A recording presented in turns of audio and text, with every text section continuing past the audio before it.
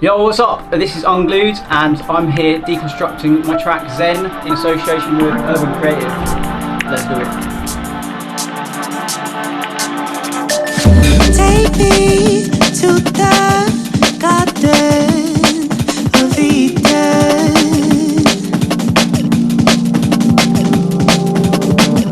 Bring me a smile that isn't broken. Why the fuck is this not?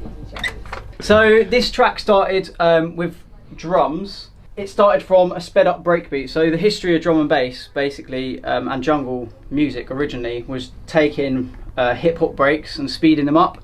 So I found these records at RK Bass in Brighton, and it's basically just like a hip hop battle breaks records. There's loads of them, and they've got like scratches and some like breaks, all kinds of different breaks.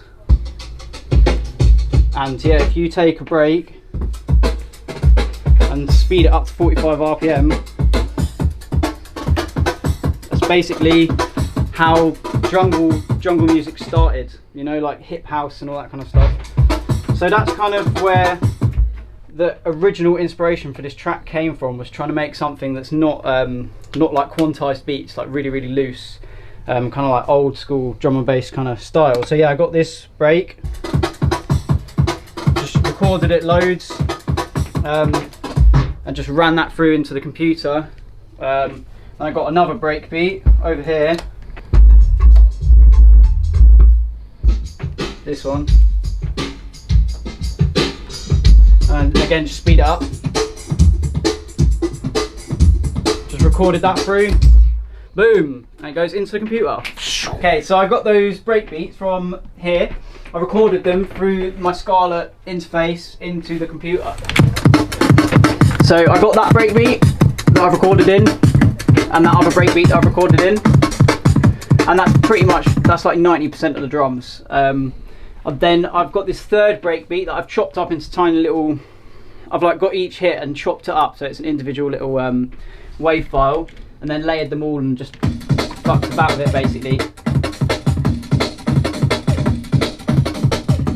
So that's that layer. And then that's 90% of the drums done basically. Just a hi-hats over the top, like a shaker, some vinyl noise, and then just kicks, snares and claps. And that's most of the drums. So I basically had this idea. I had these drums done for about 3 or 4 months, and I just couldn't make anything sit with it because they're really busy. And then I was making like a hip hop kind of like ambient-y, really chilled out track, and came up with this little piano riff in addictive keys. Oh no, that wasn't right. It was like this chord sequence that I wrote, and I just thought it sounded nice. And I had that idea, and then I was like, oh, that might sound quite good on top of those drums. So I just recorded that chord sequence into here, and laid it over the top of the drums. And then that was kind of how the whole idea of the track came about. The bass line!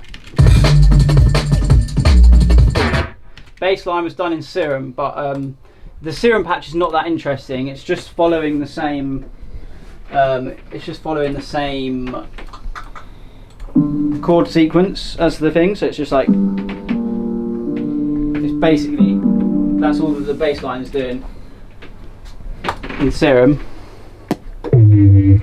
We'll go down an octave. Following the first 3 root notes of the chord that I played in the intro. But then the fun bit happens with the send channel. So I've basically got this Serum is going into here, into the Serum channel, and then that's getting routed into a bus, like a send bus, and that's got loads of effects on it, but the one that's doing the most work is this Decimort, which is basically just a bit crusher. And in FL Studio you can just click here, you can do this in all of them and assign it something. So I'm going to assign it to this funky little knob on here. Then it's just a high pass filter basically with lots of distortion and other processing on it. So that gives it that kind of high end, like if you can just play with it. And that's kind of like how you can make the bass line sound more organic and more human and like changing all the time. So I've recorded all of the automation of me turning this, so it's not perfect, it's not perfectly in time, but again, that's kind of the aesthetic of the whole track that I was trying to go for, you know, like not quantized beats. The snares are all over the place, like the bass line, the piano's out of time because I'm playing it in, and like the shit at piano because I'm really bad at piano, and all of the automation is played in as well. That's the bass done. It's really simple. Next thing I wanted to show you, so yeah, then that was this track done, and I had it for about 6 months.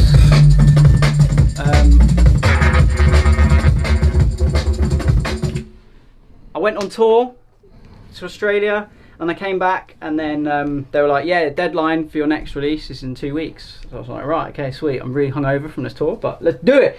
So I hit up Simone and asked her for a vocal, and she sent me back an amazing vocal that goes on top, and I think that made the whole tune. It took it to that next level, you know, having like an original vocal and all the ad-libs and stuff, which I'll show you how I processed the vocal. Take me So she sent me this, garden. and I've just put some reverb as a send channel, Take me.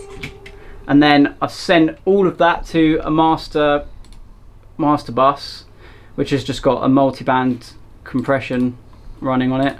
Take me to the garden. Just kind of like brings up all the highs and everything, makes it sound all crispy. And then this little send channel is where some magic happens. So I've sent the Simone's main vocals out of the output 5 and 6 out the back of my sound card, and then it's going through the tape machine and it's coming back into the mixer on this send channel on inputs 3 and 4. So you can hear that's the hum there from the tape machine. So right, here we go. So now you can see that the her voice is coming through onto the tape. To the fight, need release to take my flight. So we've got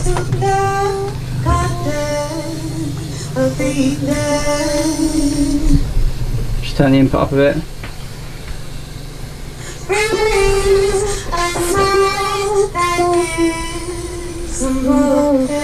So there's a bit of a delay, like the vocal's coming through, she's singing it, and then it's going through the cable, the tape's coming through here, and it's getting written onto the piece of tape there, passing from there to the reed head here, and then that audio is getting read off the tape, putting back onto the cable and coming back into my computer. So obviously, while the tape has to travel from there to there, there's like a bit of a delay in the real world. And if you've got it on 7.5 inches per second, then the tape's moving at 7.5 inches per second. If you've got it on 3.5 inches per second, it moves at 3.5 inches per second. And that's like the classic tape slapback on vocals. I'm sending it through the tape machine, so it's doubling up. So it's got her singing, and then quietly in the background there's tape slap. You should be able to hear. That's basically the effect that I have running behind the whole vocal, in the whole of the vocal track. Because that delay is just the time it takes for the audio to go through the cable onto the tape and back off the tape, basically, and come back into the computer. So that is running behind her whole vocal, and I just really like that. The randomness that the tape gives you, it's like, has this high-end hiss, and the motors in the tape machine don't spin perfectly in time, so it kind of like, you get this wow and flutter, and it kind of like moves in and out of being in time, again like adding to the non-syncopated thing of the whole track, which makes it horrible to mix, but that's not my problem.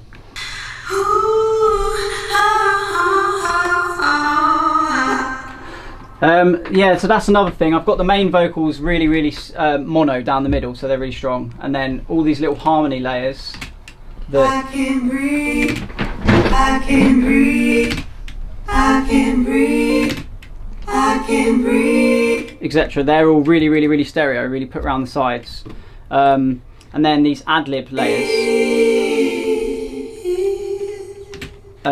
I've kind of like high passed it a little bit and distorted it a tiny bit with a bit of delay, just to give it a different texture, so it kind of sounds like 2 or 3 different recordings when it's coming in. They kind of sit in a different place in the mix. Sounds fucking nice, man. I can breathe. I can breathe. I can breathe. And again, all these things weren't...